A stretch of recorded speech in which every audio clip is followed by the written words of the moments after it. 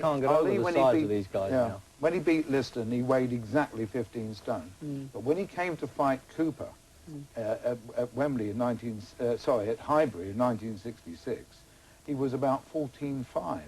He realised he had to be a bit faster for Henry Cooper, having felt the left hook 3 years earlier, which put him down. And so he slimmed down from 15 to 14.5 for some extra speed. One has the impression quite clearly that Chris Eubank and any of the latter-day showmen of boxing had nothing on these men at this period. They were quite willing and able to spread their popularity beyond the narrow confines of the sport, weren't just they, that they get so much more exposure now through television. That's what's done it. There's no question they become television fighters. In America, one of the first sort of modern television fighters was Kid Gavilan, because he was spectacular. He threw, you know, attractive-looking fighter, without all the gimmicks, by the way. But no, that's... I get a bit, you know, upset about it with all these... They look like wrestlers, they wear skirts. You know, the great fighters never did that. And Tyson, to his credit, and Holyfield, they do dress and look like boxers when they get in there. But I know they're going to say that's a typical old fart. No, but it's not. No, but we're talking about the greatest of all time here.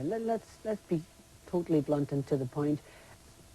I don't think you can realistically compare someone like Eubank with the likes of...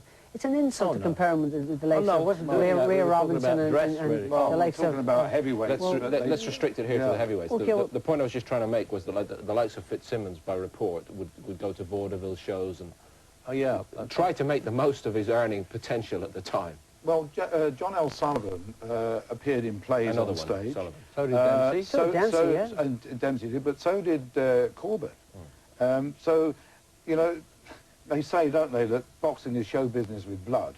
And there's always that touch of show business to it. Dempsey was probably one of the most glamorous champions. Handsome, too. You know, of this century, in the 20s.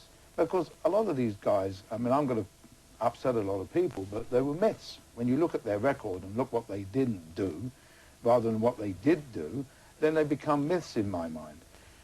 Jack Dempsey won the title in 1919 and lost it in 1926. That's 7 years. He only had 7 fights.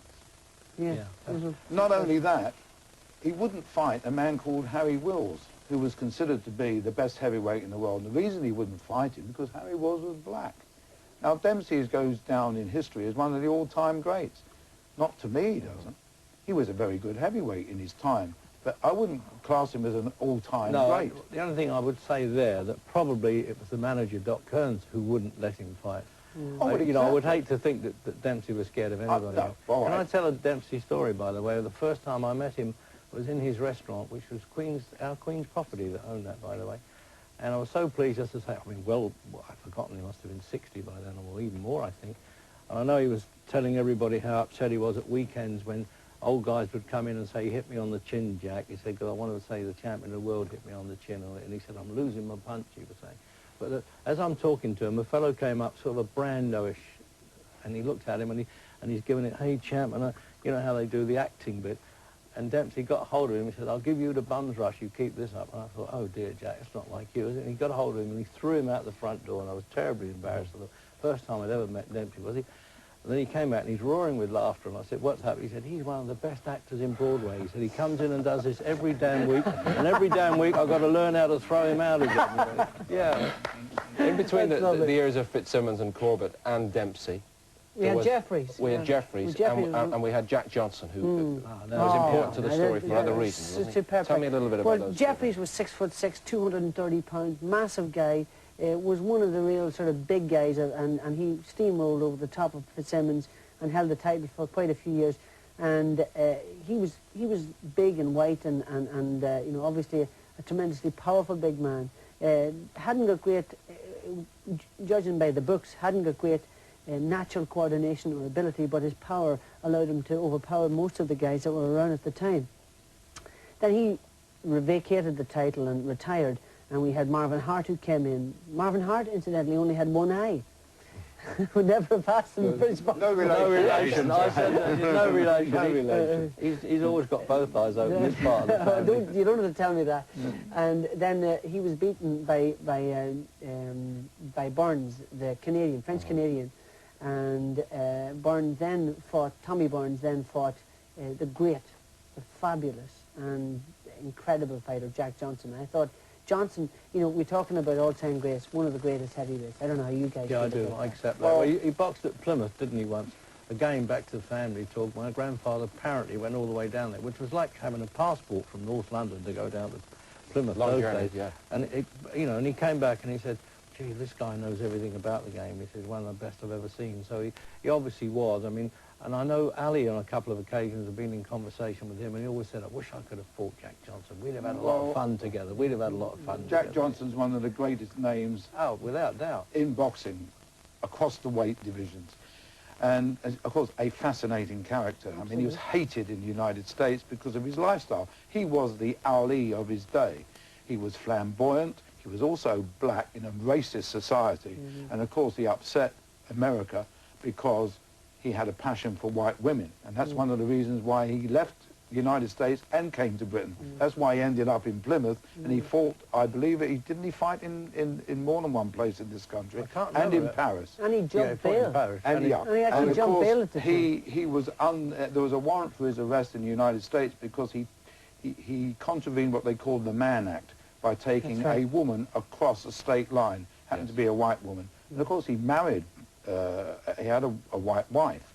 And of course he used to flaunt his wealth. He used to drive equivalent of But it was, a lot of it was a Rolls-Royces conscious political statement that he was making at the Oh, time. absolutely. He was getting them at it, and he did it brilliantly, of course. Yeah, And he must have been such a brave man And in he the had fury. the old gold teeth. Yeah, he had the and- gold tooth, that's right, before Right. Tyson. That's right. And that's where we'll just have to draw a halt for just a moment or two. Join us again for more fascinating discussion after the break.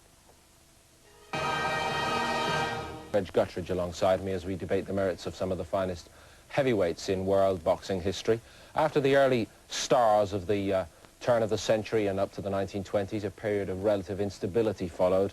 Tunney, Schmeling, Sharkey, Carnera, Baer and Braddock, all champions, but none of them really able to hold the fort for too long and establish themselves as stars in world boxing.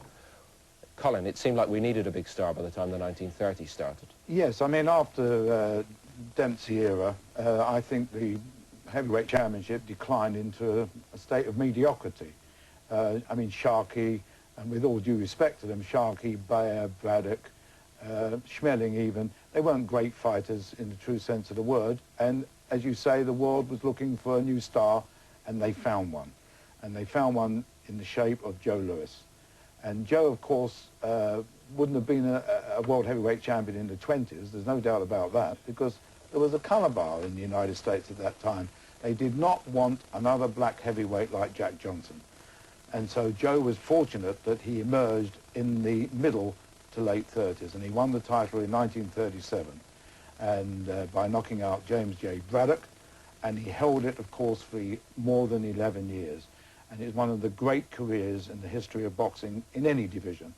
And Joe was a star, but a quiet, modest star. He was told by the people that ran him, a man called Black, I believe was his manager, Yes, and his trainer was Chappie Blackburn, and he had been told, look, when you knock out the white guy, don't throw up your arms in triumph, just turn around and go back to the corner. He had to put, he daren't put a foot out of place. He had to say the right things, he had to behave in exactly the right way, otherwise he would not have been accepted by the American public or the world. But that was his demeanour anyway. He was that sort of a, Well, mellow sort of... Can I make a point? I've just read the latest book on Joe Louis. You know, he had many mistresses, he lived a very flamboyant lifestyle, but the media never got to hear about it. I mean, his mistresses included Lana Turner and Sonia Heaney, and Lena Horne was another one of his mistresses.